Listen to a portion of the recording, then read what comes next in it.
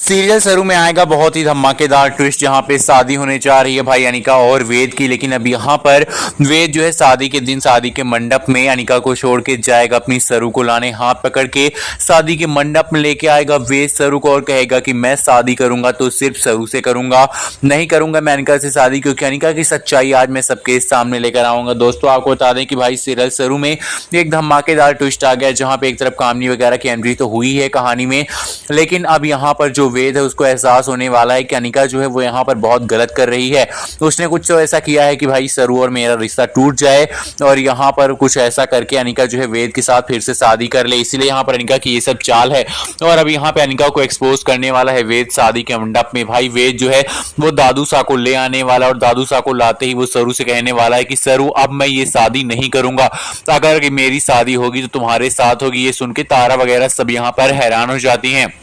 और तभी उर्मिला कहती है ये क्या नाटक है वे, तुम बार बार मेरी अनिका के साथ शादी करने चलते हो लेकिन शादी बीच में तोड़ देते हो, लेकिन इस बार यहाँ पर ये शादी का सिर्फ एक नाटक है और तुमको इसमें भी प्रॉब्लम हो रही है। तभी यहाँ पर वेद कहने वाला है कि ये नाटक हो किस लिए रहा है, क्योंकि आपकी बेटी ने ये सारी चाल चली है ताकि जो चंद्रकांत अंकल हैं वो पागल हो गए हैं, और वो आपकी बेटी की वजह से ही पागल हुए हैं, क्योंकि मैं दादू को लेकर आ गया हूँ और आज दादू बताएंगे सारी सच्चाई। और दोस्तों यहाँ पर दादू जो है सारी सच्चाई बताने वाले हैं, चंद्रकांत का पागलपन ठीक होने वाला है, और जैसे ठीक होगा चंद्रकांत सारी की सारी सच्चाई बताएगा कि अनिका ने उसकी कार के यहाँ पर एक्सीडेंट करवाया था और बाद में चंद्रकांत को पागल बना के इस घर में लेकर आ गई थी। और दोस्तों ये सच्चाई सामने आने के बाद अनिका के होश उड़ जाएंगे। अनिका सोचेगी आज भी मेरे साथ कुछ ऐसा हो जाएगा और मेरी शादी टूट जाएगी, इसलिए यहाँ पर अनिका गुस्से में आ जाएगी और गुस्से में शादी के मंडप में कहेगी अगर आज ये शादी हुई तो मैं सरू को गोली मार दूंगी। लेकिन दोस्तों यहाँ पर वेद जो अपनी जान पे खेल के अपनी सरू की जान बचाने वाला और कहने वाला है कि तुम चाहे आज जो नौटंकी कर लो अनिका, क्योंकि ये शादी तो होने से रही।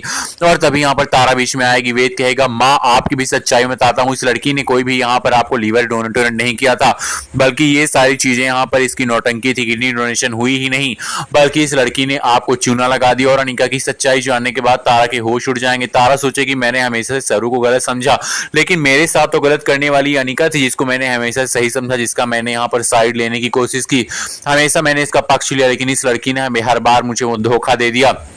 अब भाई सच्चाई सामने आ गई यहाँ पर तारा की भी, कि यहाँ पर तारा के लिए अनिका ने कुछ भी नहीं किया था, और तब अनिका जो है यहाँ पर उसकी शादी तारा भी नहीं कराना चाहेगी अपने बेटे वेद से और कहेगी कि ये शादी नहीं हो सकती है। और तभी यहाँ पर अनिका को जोरदार थप्पड़ तारा कसेगी और कहेगी तुम्हारे चलते मैंने सरू को यहाँ पर पहले 2 कौड़ी की लड़की समझा, उसके बाद मैंने उसको गरीब समझ के शादी के लिए तोड़ दिया शादी, लेकिन अब मेरे सामने सच्चाई आ गई है कि सरू अब तो ना तो गरीब रही ना तो यहाँ पर वो तुमसे ज्यादा कमजोर रही, बल्कि सरू ही मेरे घर की बहू बनने के लायक। इसलिए आज मैं यहाँ पे नकली शादी हो रही थी ना तुम्हारी और वेद की, आज मैं सही शादी कराऊंगी, असली शादी कराऊंगी सरू की और वेद की, और लेकर जाऊंगी सरू को बना के अपने घर की बहू। देखती हूँ तुमको कैसे कौन रोकता है और तुमको भेजूंगी जेल। वेल दोस्तों कहानी में बहुत ही धमाकेदार ट्विस्ट आया है, जहां पे अनिका की यहाँ पर एक्सपोज हो गई है सच्चाई, और कहानियां में सबसे बड़ा ट्विस्ट आ गया। वीडियो को लाइक कीजिए, कमेंट करके बताइए कि वेद और सरू की जोड़ी बनी चाहिए, दोनों की शादी तारा करा कर अपने घर ले जाए फिर नहीं।